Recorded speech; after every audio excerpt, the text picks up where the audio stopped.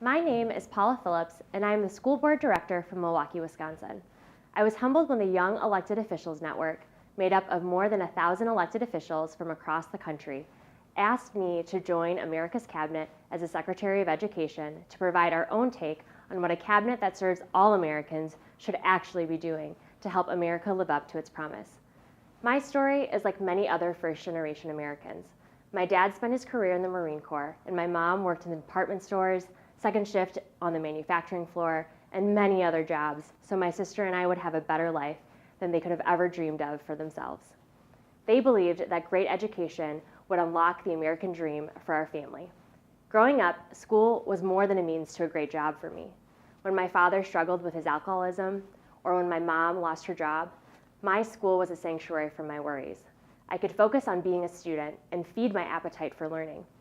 Because I had a strong public school experience, it inspired me to become a full-time AmeriCorps volunteer, where I saw firsthand how our national public school system fails our students. Instead of bridging the gap between the have and the have-nots, it's widened it. The dream my parents and so many parents seek for their families is a vision that Secretary of Education, billionaire Betsy DeVos, would not recognize. In fact, she has spent decades using her inherited wealth to expand her influence and take money away from our public schools. Her policies leave our schools in disrepair and value testing over investing in the needs of each child.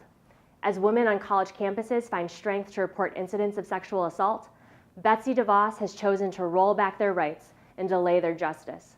We need a Secretary of Education that works for the safety, well-being, and success of all of our students. We must strengthen partnerships with parents, whether it's inviting them into our classrooms, providing them with learning opportunities, or hiring them with good paying jobs. We can invest in our schools to better infrastructure and ensure smaller class sizes that support different learning styles. Schools should be centers of health.